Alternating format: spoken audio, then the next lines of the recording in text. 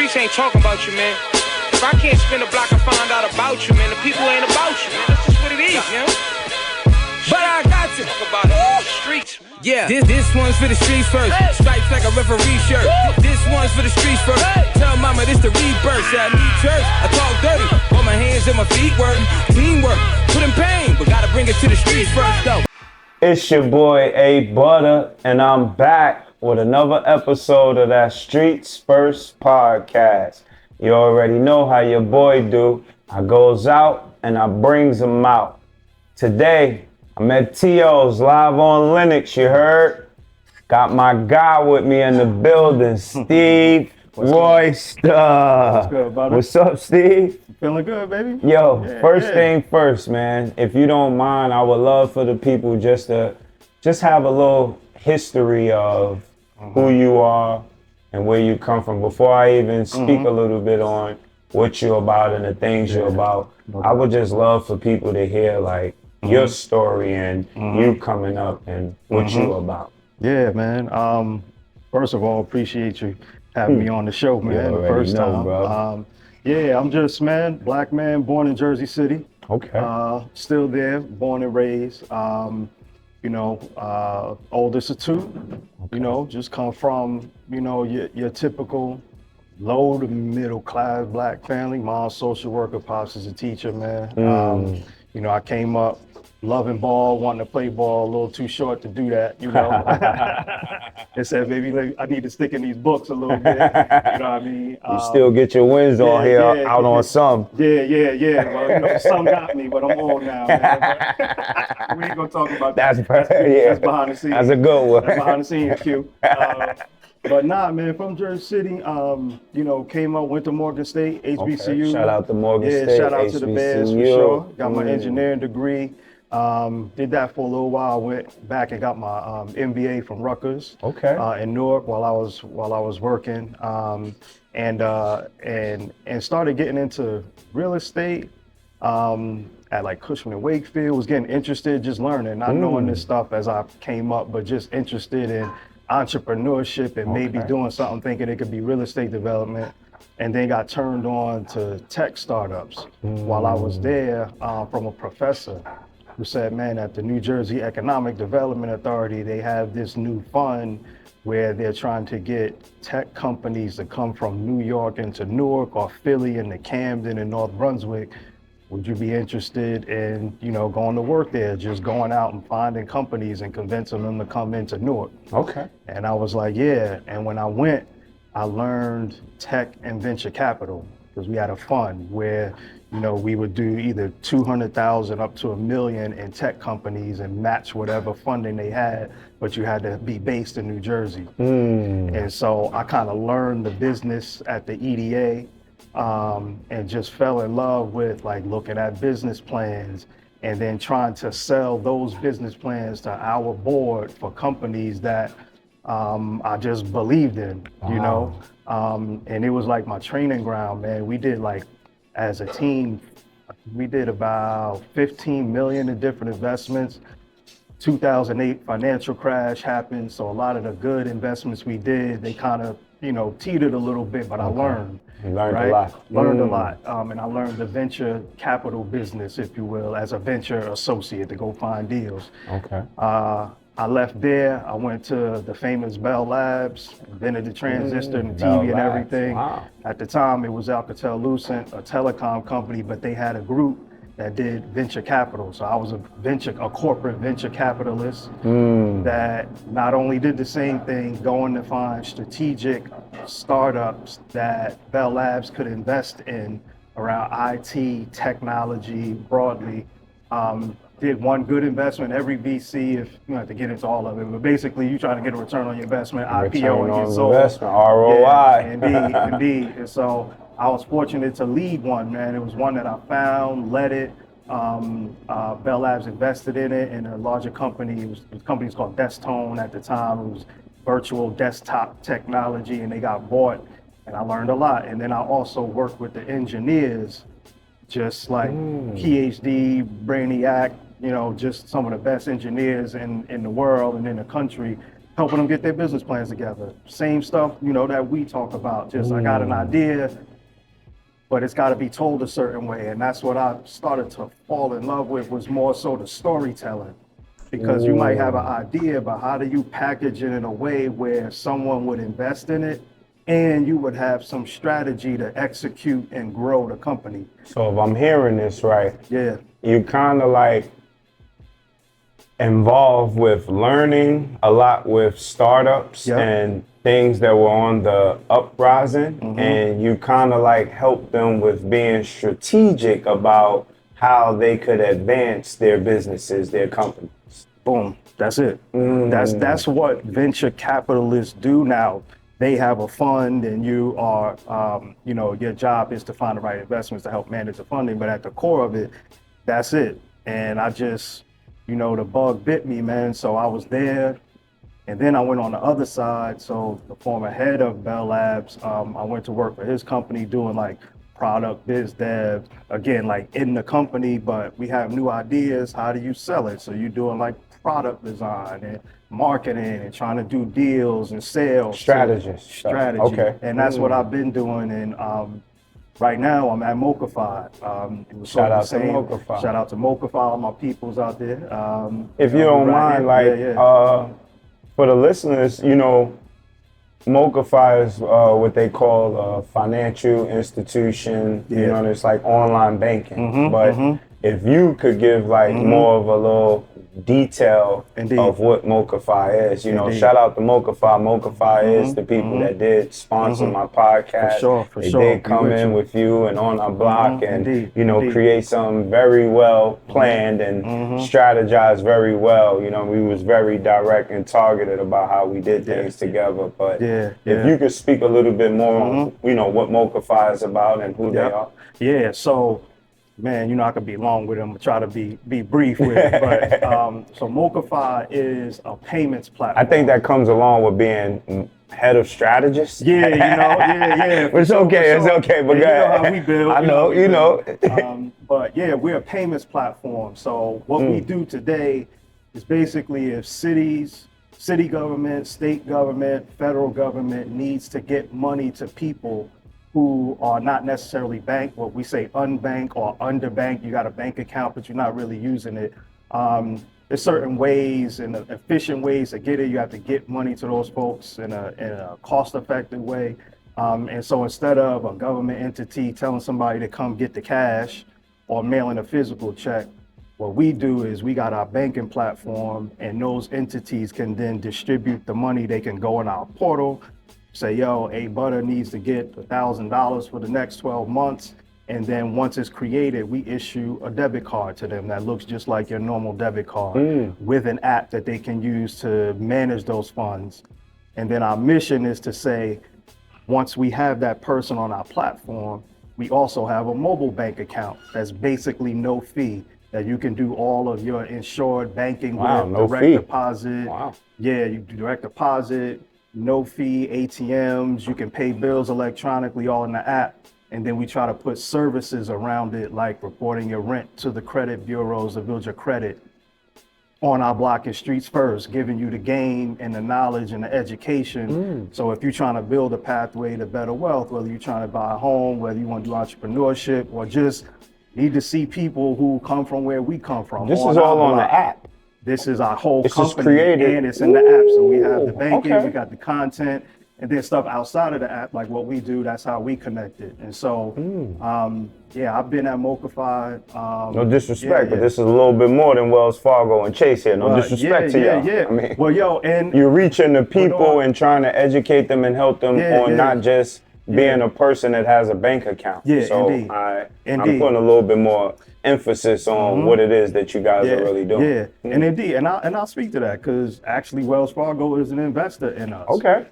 But I'm gonna keep it a buck. So that's what I like. I like how you're able to market and strategize to be able to get a bigger institution to get online with that kind of strategy and be a part of some of the things. So it's not really, you know, I didn't mean it's no shade to them, but I mean, to look at how you're doing that, that's why I wanted to have you on the show, because it's good to see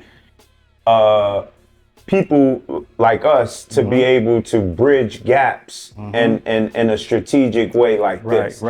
This to me, giving it to the people is called working smarter, not harder. Indeed. Well, go ahead. Indeed. And I'd be remiss if I didn't give that strategy and the reason I'm at MoCaFi to Wole Coaxum. He's our founder and CEO. Shout out to Wole. Wole is just an amazing dude. Google him. But you know, he was at Chase, number 2 black guy at Chase in small business banking.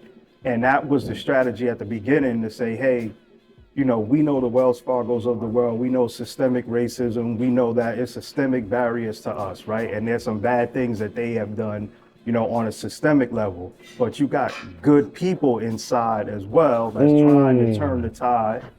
But oftentimes, unless you make a certain amount of money, you just can't bank at Wells Fargo because it's just, you know, in terms of the products and how traditional banks use our deposits to then go out and invest and need a return. So as a consumer, I need to keep an amount of money in the bank account in order for a Wells or any financial institution, a bank. Oh, so that's why they're able to feed. That's why they give you those fees. I'm just saying, people need to be a little more educated on why these things. Okay, go ahead. My bad.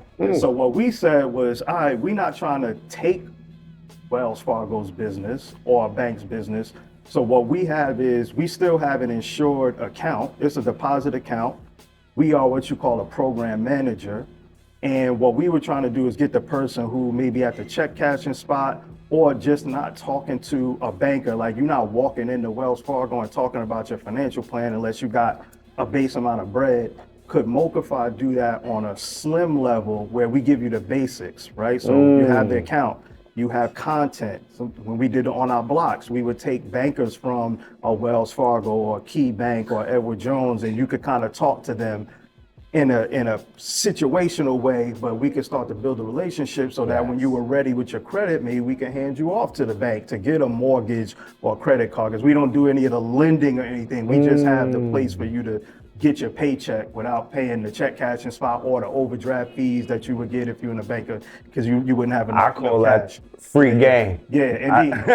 So it's there, you can get it. It's up to you if you want the free game, but it's free game there. That's all I'm saying. Nah, you're right. And so, and we early stage, you know, we raised, you know, a bit of money, and we've distributed maybe 150 million in 20 different cities. As a startup as well. Yeah. So we still growing. But what we doing here is like the next phase. So, you know, obviously we want to keep distributing money in different neighborhoods, LA, St. Louis, Birmingham, many different cities. But the next step is then to take all of that resource, connections, funding, product, and actually bring it into the neighborhood so we can kind of connect the social capital to the financial capital to start building up our neighborhoods. So with that being said, is that kind of like, and I'm, you know, catch me if I'm wrong, is that kind of like the extension of the umbrella where OnOurBlock was kind of like formed? Like, could you speak a little bit on that? And I'm saying, you know, OnOurBlock was my first sponsor. You know, for Streets First podcast. I was doing a podcast since 2016.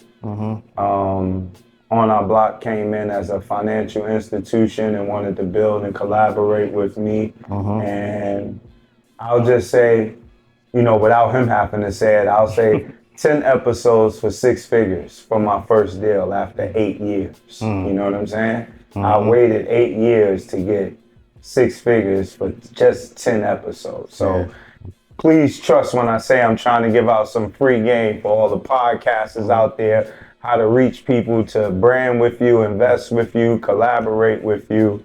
You know, you might not want to believe me, but I'll bring them here so you can hear from them.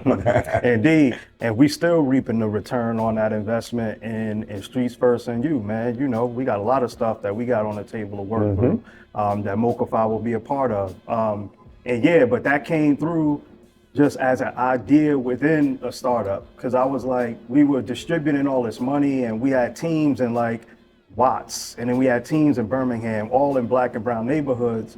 I'm like, we need to activate ourselves, right? We have all these relationships.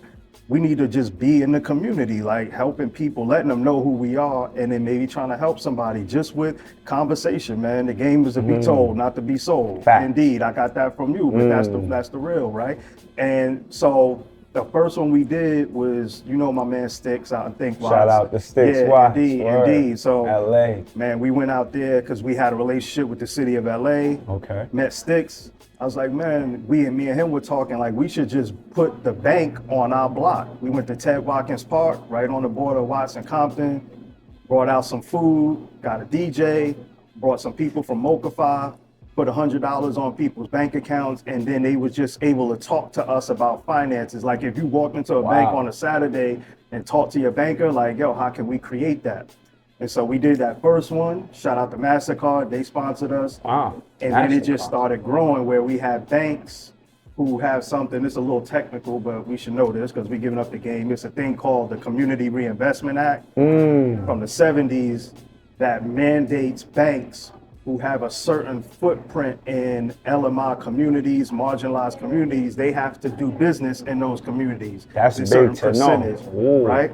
So every bank has like a CRA fund, and there's no set number, but you're supposed to be, there are some set numbers. Investing into your but you're communities. supposed to be investing. And so what they saw on our block was like, yo, that's a way for us to get some CRA credit because they ain't going into Compton. They not coming into Harlem the way you. But again, you strategically help them figure out how they could tap into being in the communities and really giving up of a good service, especially from the services that you are connecting them to and bringing as well. Exactly, and that's how it started. So we started doing these pop-ups, sort of doing bank pop-ups on the weekends. It grew to us doing content. And then that grew to us where we came together and so it was for us to sponsor the podcast because one, we needed authentic stories. Okay. And then, we went in different communities. A lot of stuff we did here, but we went to Atlanta and talked to Yandy. You know what I'm saying? We went to Miami to talk to Joaquin. We went uptown and had Webb and C's and Sugar J, Fat Joe and Fat Joe and like everybody. Danny Green. I know. I'm not like Tim Thomas. Hit with Rashad Bilal. Because they all have their great platforms, right? You know what I mean? But I think what we want to do is be a part of the conversation the real way and show people stories that there's a lot of obstacles, man. And we talk about strategies of, how we can navigate through all the stuff that's here, but you can do it. Things aren't the way they should be, but we got a lot of examples of people who have navigated through it. Now, you might not be Fat Joe and, you may not be Rashad, whatever, but we all can get to our level of success and use those nuggets to get to the next level. And you got banking institutions that'll help you get there, and that's what we hope to do. We ain't nowhere where we want to be, but we want to start to lay the foundation that MoCaFi could be a place where, you bank to build wealth from scratch, to get it from the bottom. And this could be a place where you start. So they try to tell me not to name drop sometimes because they look at everything as like competition. But in these kind of conversations, I believe that it's more about information and awareness. So if I'm not mistaken, from just hearing everything that MoCaFi and OnOurBlock under that umbrella does and is connected to, I would say you're kind of like, and I don't want to say kind of like, but if there was an example out there, it would be like a Chime or Greenwood, no, that's right? fine. Yeah, totally. So I want to make sure I'm on point, with the information of how people can distinguish what you guys, the services that, you know what I mean? It's a perfect example, and it's nothing, right? So Chime and Greenwood, technically as a financial, as a fintech company, as a mobile bank, we're set up identical. Okay. And I'll break it down for you. So like Chime, Greenwood, we are all program managers. A fintech mobile banking app built on some bank. So our bank that issues our accounts is called Sunrise Banks. I forget Chimes, I forget Greenwoods, but they all have their bank. That's all FDIC. FDIC insured. Okay. So it's like a good analogy is if you went to our bank, Sunrise Banks, if they wanted to build a division that open bank accounts in underbanked communities, either they could do it at Sunrise or they could just give somebody like us a license to open up under their account, and it's our brand. Okay. That's what Chime does. That's what Greenwood does. So we're not banks, but we open FDIC insured bank accounts. It's all legit. It's just that we got a sponsor, basically. So help me, well, not me, but help them understand a little bit more about when it comes to online banking. There is a shift, meaning that everyone's not going, you know, to the banks really anymore due to technology and the phones.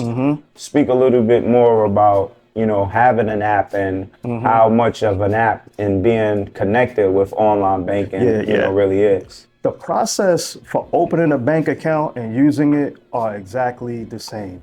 Wow. If you went inside of a bank branch, they are going to ask you for information to verify your identity so they can open up a bank account. Sometimes if you go in a bank branch, they're going to say, write your name, address, social, number, your job, what you're going to use the bank account for, how you get paid. You're going to put it on a piece of paper. You're going to give it to somebody there. They're going to go in the back. Here's your bank account. Here's your card. Here's your checks. We do it the same way. Chime does it the same way. Greenwood does it the same way. We just don't have a branch. You're just doing it on your secure phone. We just taking information on a form, and then we got all the SOC compliant security stuff that we got to have to make sure that your stuff is safe, and you should verify all that with whoever you bank with. But the process is still the same. So we collect the same information. We're gonna check your credit score, and we're a bit different. This is where the difference is. We're focused on banking people who may not have a bank account. Maybe you were overdrawn on your first bank account because stuff happened.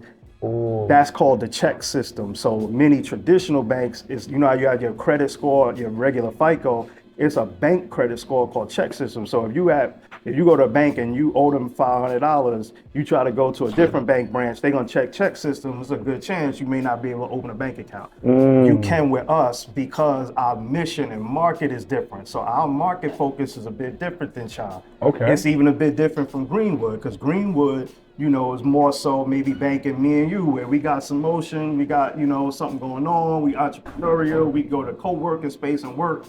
MoCaFi is about banking the person that's getting some government funding right now, right, for a particular program to make ends meet, whatever the city is doing. Like, we had a program where we was funding squeegee boys in Atlanta to help get them off of the squeegee and do some entrepreneurship stuff. That's dope. So it's the same structure, but it's a different market. But it's all real banking. It's not fake banking. It's so the way I like the way I like to simplify it would be, indeed. You can be a fashion designer online and don't have to have a brick and mortar. Indeed. So even though I sell clothes, I don't always have to have a shop to sell clothes. Exactly. I get it. Right. We using technology, and the key to that, just to because put a point on fintech, when you say the word fin, it's a shorter word for financial technology. Okay, right. financial Right. tech. I just want to make sure, because sometimes, again, you're right. Streets first, and the people that I know that I'm trying to target and reach is the ones that wants to be in the world of business, maybe have an idea of business, but sometimes wordplay is the reason why they can't get over humps. Right. So when you're able to break these things down into a smaller, simpler form for them, they can kind of like hear it different. You know what I mean? We all got ears, but we all hear things differently. So, and let me make it even simpler as to why I think it's important too. You have, it might be a little less now, but like it's about 9,000 banking deserts in the country that's defined as places and cities where there's not a bank branch within like a 1 or 2 mile radius. You have to check it, something like that. Right? Okay. So you got places where people can't go into a bank. Or we here in Harlem where you got banks all over the place, but if you don't have the level of finance to afford a bank account, to afford the deposit minimum, to afford the fees, then you basically don't have a bank branch. Mm. And I'm not ashamed to say, like, definitely if anybody is our enemy, it's the check cashing spot and the payday spot that are predatory on people who can't get to a bank.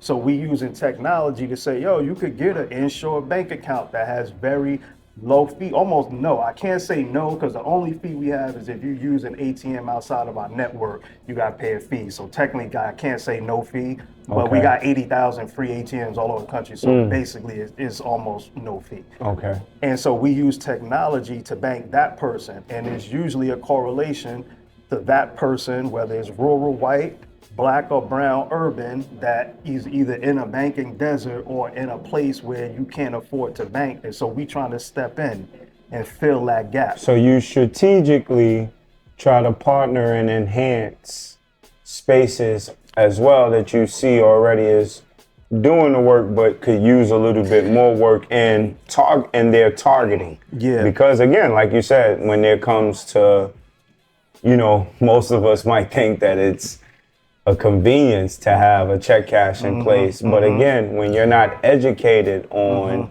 what these things are put here for, and us not really understanding banking from this type of conversation, Right. I'm just saying how we could be helping people that really understand better ways to start managing their finances, and I understand that is what comes along with the app. Indeed, and I'm gonna be clear too, and I'm not blaming anybody for using a check cashing spot or payday loan, because we all been there. I keep it a buck. I done used payday loans before in my lifetime. Like sometimes when you stuck, you go to where you get the resource. Facts.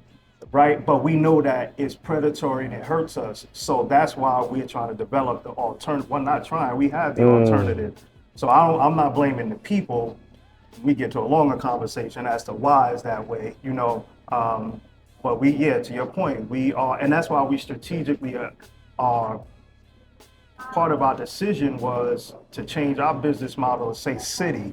The city, you giving money to the same people that we trying to bank, use our platform. And that's a way for us to sort of get in targeted to different locations and then offer our services. So again, even though we're getting towards the end, but you know how like I said, I like to break this down. With all forms of capitalism doesn't have to come oppression.